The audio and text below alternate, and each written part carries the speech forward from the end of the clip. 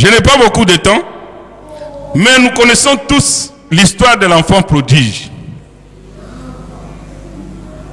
Cet enfant-là avait péché, il a pris le bien de son père, il est parti, il s'est amusé, il s'est amusé, il s'est amusé. Quand la souffrance l'a atteint, il a dit non, je dois me lever, je dois retourner vers mon père. Amen. Même s'il faut être domestique, je vais retourner vers mon père. Qu'il me prenne ne fût-ce que comme l'un de ses domestiques. Mais quand il est retourné, son père l'a vu. Son père était content. Il avait déjà pardonné. Avant même qu'il demande pardon, son père l'avait déjà pardonné. Amen. Ce matin, avant que tu nous demandes pardon, Dieu t'a déjà pardonné. Ouvre seulement ton cœur. Avant même que tu dises à Dieu quelque chose, Dieu connaît déjà ce que tu vas dire. Il t'a déjà pardonné. Puisqu'il y a des gens qui se disent, moi, avec tout ce que je fais comme péché, il ne me pardonnera jamais. Tout ce que j'ai commis comme j'ai fait comme bêtise, il ne me pardonnera jamais. Non, Dieu n'est pas comme ça. Alors cet enfant, quand il retourne chez son père l'avait déjà pardonné. Son père était content de le voir revenir. Mais quand son frère est venu, son père va organiser une fête pour reconnaître que non, son fils est revenu à la vie. Mais qu'est-ce qui arrive? Son frère arrive, il regarde, il dit pourquoi il y a fête? On lui dit non, ton frère qui était parti, il est revenu. Voilà pourquoi ton père est en train d'organiser une fête en l'honneur de ton frère. Son frère, au lieu de se réjouir, au lieu de se réjouir que son frère qui était mort est revenu à la vie, son frère qui était perdu, il est rentré. Lui, il était fâché.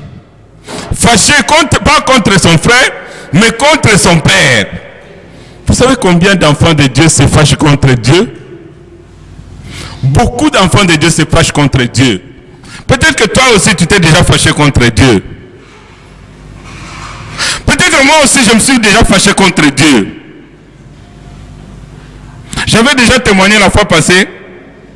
À l'époque, quand je vois quelqu'un aller se marier, un ami, il va épouser une femme dans une tribu.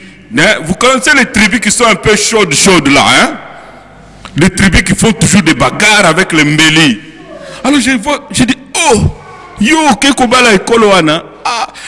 Donc je murmurais, je dis, mais mon Dieu, mais toi tu te cherches des problèmes dans cette tribu là. Non, Dieu m'a dit, Dieu peut faire grâce à qui il veut. Amen. Moi je reconnais que parfois j'ai péché en pensant que dans cette tribu là, il n'y a toujours que des troubles. Il n'y a que toujours que des choses qui ne sont pas bonnes. Non, il faut reconnaître aussi la grâce de Dieu.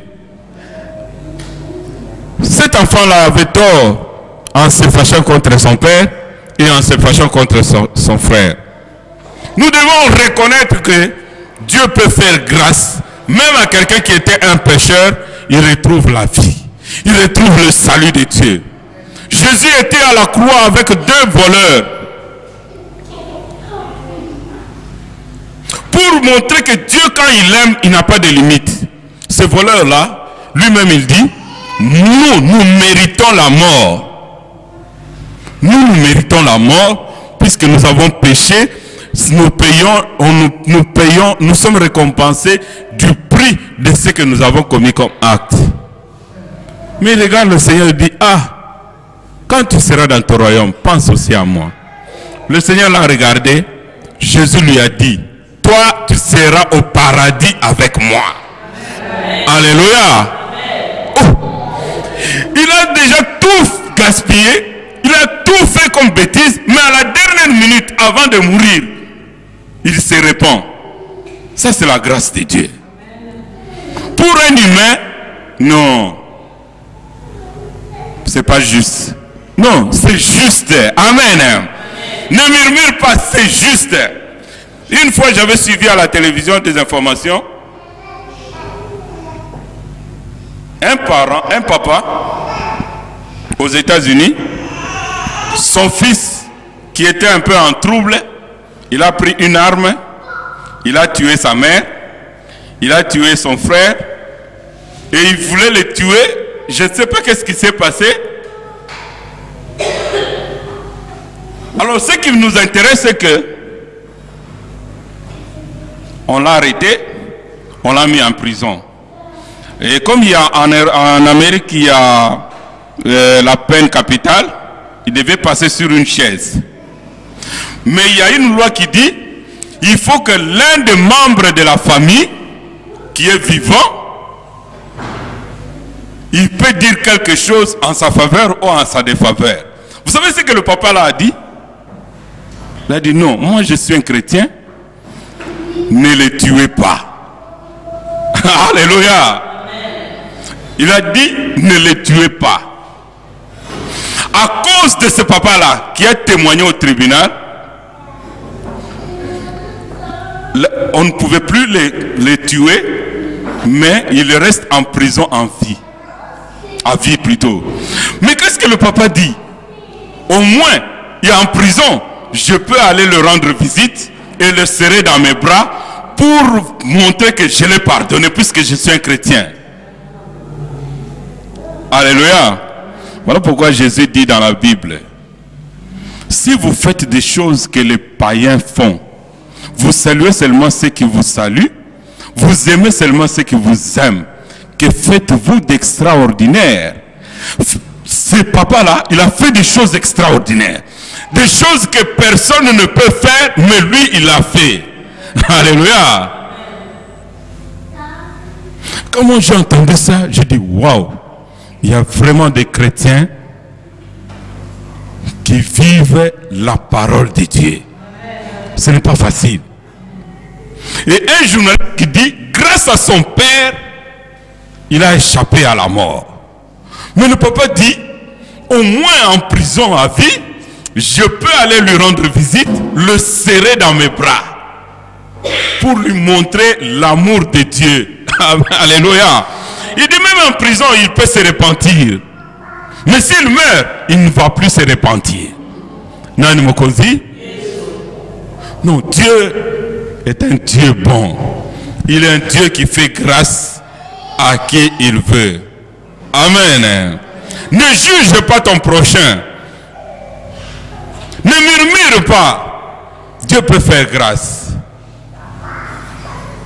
Maintenant, quelle est la récompense pour des gens qui ne murmurent pas, qui acceptent la faveur de Dieu? Quand tu reconnais la grâce que Dieu accorde à ton prochain avec joie, quelqu'un peut nous bénir aujourd'hui, quelqu'un bénit l'un d'entre nous, il est élevé en dignité, il est béni financièrement, ou matériellement, ou spirituellement, nous devons être contents. Alléluia. Tu dois te réjouir, puisque mon frère est béni. Puisque la Bible dit, le fer aiguise le fer. Quand tu te réjouis pour le bien des autres, ce bien-là se retournera en ta faveur. Alléluia. Mais quand tu murmures contre ton frère, puisque Dieu lui a fait du bien, tu es en train de s'aimer le malheur en toi. Est-ce que nous avons compris? Réjouis-toi que Dieu peut faire grâce aussi à quelqu'un d'autre. Ne juge pas quelqu'un selon son passé. Ne juge pas quelqu'un, ah pourquoi lui? Aujourd'hui, beaucoup d'enfants de Dieu, ils jugent quelqu'un selon leur passé. Non. La femme samaritaine, le Samaritain n'ont pas jugé. S'ils l'ont jugé, beaucoup de gens ne seraient pas convertis. Mais quand elle a donné le message, le peuple s'est levé, il est allé vers le Messie. Beaucoup d'enfants de Dieu, quand tu vois quelqu'un en train de chanter, on regarde, ah, celui-là, c'est un ancien magicien, c'est un ancien sorcier. On lui colle l'étiquette de son passé. Mais 1 Thessaloniciens 5, 17 nous dit, si quelqu'un est en Christ, il est devenu une nouvelle créature. Les choses anciennes sont quoi? Sont passées. Toute chose est devenue nouvelle. Oh mon frère, ma soeur, la même chose, les choses sont devenues nouvelles en toi, ça peut être aussi nouvelle pour quelqu'un d'autre. Quand tu vois quelqu'un à la télévision, ah celui-là c'est un magicien, ah celui-là c'est un féticheur. Ah donc, est-ce que vous avez le même nganga? Puis pour connaître que cette personne-là c'est un féticheur, peut-être que vous avez le même, comment on dit, les gens qui donnent le fétiche là c'est qui? Le même marabout. Oui, pour reconnaître que cette personne-là est dans le fétiche, peut-être que vous avez le même marabout. Mais si vous n'avez pas le même marabout, alléluia. Les gens, on identifie les gens par leur passé. Non, celle-là c'est une femme libre. On veut, ah, tu viens épouser celle-là? Oh, mais c'est une ancienne prostituée de Londres. Oui. Sa vie de Londres là est déjà passée. Alléluia. Toute chose est devenue nouvelle. La même chose, Dieu a oublié ton passé, tu dois aussi oublier le passé des autres. Non, nous me conduis. Tu dois oublier aussi le passé des autres. Il n'y a pas que toi et moi. Les disciples aussi sont tombés dans le même piège. Le diable est un stratège. Pour t'empêcher de voir la gloire de Dieu qui est dans quelqu'un d'autre, il va te montrer d'abord son passé. Ton cœur aussi peut te montrer ton passé. Non, toi, Dieu ne peut pas te pardonner. Non, toi, tu ne peux pas servir Dieu. Non, toi, tu ne peux pas être un enfant de Dieu. Avec tout ce que tu as fait là, non, non, non, non, non. Non, ça c'est la stratégie du diable. Nous allons lire la Bible dans l'Acte des Apôtres pour terminer. Actes des Apôtres chapitre 9.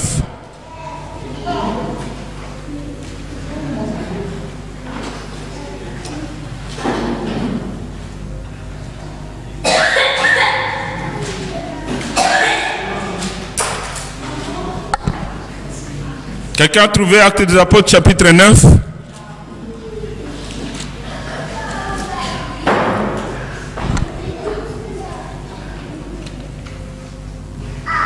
Vous avez trouvé?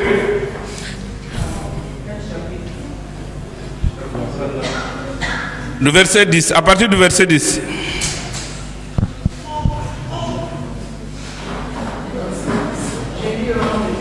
Oui. Or, il y avait à Damas un disciple nommé Ananias. Le Seigneur lui dit dans une vision, Ananias, il répondit, et voici Seigneur. Le Seigneur lui dit, lève-toi, va dans la rue qu'on appelle la droite, et cherche dans la maison de Judas un homme Saoul de Tars, car il dit, et il a vu en vision un homme du nom d'Ananias qui entrait et qui lui imposait les mains, afin qu'il ne trouve pas la vue. Ananias répondit, Seigneur, j'ai appris. Oui, continuez au verset 13. J'ai appris.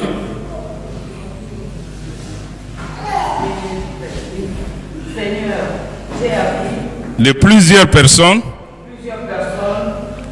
Tous le mot que cet homme a fait à dessein dans Jérusalem. Amen. Vous avez compris ce que l'apôtre dit? Un disciple de Jésus. Qu'est-ce que l'histoire ici nous dit? Paul, qu'on appelle Saoul, il rencontre le Seigneur. Paul, c'était un assassin, un meurtrier, un persécuteur, quelqu'un qui tuait tous les chrétiens, qui prêchent et qui servent Dieu en vérité et en esprit. C'était ça son rôle. Vous priez, il vient, il vous arrête, il vous tue, il vous persécute, il vous met en prison. C'était ça son rôle. Mais un jour, il a eu la grâce de Dieu. Amen. Un jour, il a reçu la grâce de Dieu. Le Seigneur l'a rencontré. C'était une façon pour lui de se convertir. il s'est converti. Le Seigneur l'a frappé d'aveuglement. Il ne pouvait plus voir. Alors on le conduisait. Il était devenu comme un aveugle. Il est resté 3 jours dans cet état-là. Mais dans sa vision, Dieu voulait lui montrer que Dieu est toujours au-dessus de tout. Toi, tu as fait souffrir les chrétiens, mais moi, je vais te montrer que je reste Dieu. Ne sois pas parmi les gens qui font souffrir les chrétiens.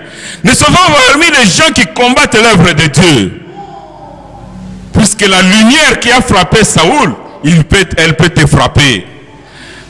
Sois parmi les gens qui soutiennent l'œuvre de Dieu. Alléluia. Il est resté aveugle. Mais Dieu, dans sa miséricorde, il lui dit, ok, tu vas recouvrir la vue. Mais quelqu'un d'autre va t'imposer les mains sur tes yeux pour que tes yeux puissent s'ouvrir. Et en même temps, Jésus va révéler à Ananias. Il lui dit, lève-toi, va dans cette maison-là. Il y a quelqu'un qui est malade. Il y a quelqu'un qui ne voit pas. Impose-lui les mains, il va voir. Et son nom c'est Paul. Il dit, oh! Non, pas lui. Il était disciple de Jésus.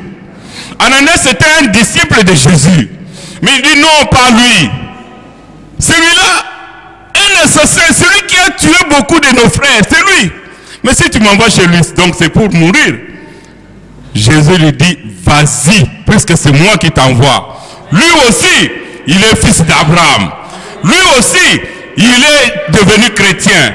Lui aussi, il a eu le salut de Dieu. Alléluia. Combien ne nous comportons-nous pas comme cet homme-là? Combien n'agissons-nous pas comme ces disciples-là? Son problème, ce n'était pas la peur. Il dit non, pas lui. Il était. C'est lui qui nous a fait souffrir dans ce pays ici, c'est lui. Mais aujourd'hui, il a la grâce de Dieu. Le Seigneur lui dit, lève-toi, vas-y. Peut-être toi aussi, tu juges les gens par rapport à leur passé. Peut-être tu te juges aussi par rapport à ton passé. Ne te juge pas, ne juge pas ton frère. Matthieu 7 nous dit, vous serez mesurés à la mesure, à la façon dont vous mesurez les autres. Si tu juges les autres aussi vont te juger. Si tu mesures les autres aussi vont te mesurer. Dieu et la mesure que Dieu va te mesurer, c'est plus que ce que toi tu fais aux autres. Reconnais la grâce que Dieu peut accorder à quelqu'un d'autre. Puisque le salut est venu pour chacun d'entre nous. Nani Mokonzi? Ananias a dit non, pas lui. Mais Jésus a insisté. Lève-toi, va vers lui. Puisque le salut est venu aussi pour ce genre de personnes. Ton passé, il est déjà mort. Ton passé aussi, il est déjà mort. Amen. Tu dois être content puisque le salut vient dans ta maison. Ton passé est déjà mort. Maintenant, tu as une nouvelle vie en Jésus-Christ. Je n'ai pas beaucoup de temps de vous raconter tout ce que nous avons fait dans le passé. Mais Dieu nous a pardonné. Toi aussi, tu as fait des choses dans le passé. Personne ne peut te compter. La Bible dit, il n'y a plus de condamnation pour ceux qui sont en Jésus-Christ. Qu'on ne te condamne pas et ne te condamne pas non plus. Qu'on ne te juge pas, puisque moi je ne juge personne. Je ne me plains pas. Il y a des gens parfois, il fait 2 semaines, on ne le voit pas. On ne sait pas ce qui lui est arrivé. Mais le jour où il va m'appeler, je dis, ah, gloire à Dieu, je suis content que tu te manifestes. Amen. Parfois tu appelles, il ne répond pas. Mais moi je ne peux pas murmurer, je ne peux pas juger cette personne-là. Peut-être qu'il est fatigué, peut-être qu'il est malade, peut-être qu'il a un souci, mais que le Seigneur l'aide. Alléluia. Nous sommes là pour nous soutenir dans la prière. Nous sommes là pour nous fortifier les uns des autres, pas pour juger les autres. Il y a des gens qui se jugent d'abord eux-mêmes. Il y a des gens qui jugent aussi les autres. Ne juge pas pour que tu ne sois pas jugé. Ne condamne pas pour que tu ne sois pas aussi condamné. Mais la condamnation de celui qui condamne, C'est Dieu qui le fait. Amen. Pour que Dieu ne te condamne pas les autres. Reconnais que Dieu peut faire grâce. Même si ton frère est tombé, prie pour lui. Fortifie-le, encourage-le, relève-le. Amen. C'est ce que le Seigneur nous demande. Ne condamne pas ton frère. Mon frère, ma soeur, je vais terminer pour dire que Jésus-Christ, il doit demeurer dans nos cœurs. Le cœur qui murmure, le cœur qui condamne les autres, le cœur qui condamne le Dieu, qui condamne même, qui trouve que traite Dieu d'injuste, ce cœur-là, Dieu n'est pas content. Nos cœurs doivent être purs. Ton cœur doit être pur. Reconnais que Dieu peut faire grâce. Aujourd'hui, c'est ton jour, c'est mon jour. Quel que soit le péché que tu as commis, si tu dis à Dieu quelque chose, il va te pardonner. Il n'y a pas un péché que Dieu ne peut pas pardonner. Moi aussi, j'avais le péché que Dieu m'a pardonné. La même chose il peut faire pour toi. Ton passé, il est passé. Un pasteur dit toujours, le passé est déjà mort. On a déjà enterré et on a déjà fait le retrait de deuil. Maintenant, c'est une nouvelle vie en Jésus-Christ. On reçoit la nouvelle vie en Jésus-Christ. Reçois la nouvelle vie en Jésus-Christ. Que personne ne compte plus tes anciens péchés. Cela ne veut pas dire que quand le passé, Jésus est déjà venu, on ne peut plus tomber dans le péché. Le péché peut être un accident. Mais quand tu tombes, tu te relèves. Et que personne ne dise que toi tu es un pécheur puisque tu as commis un péché. Non. Tu tombes, tu te relèves. Tu avances avec le Seigneur. Non, il me conduit.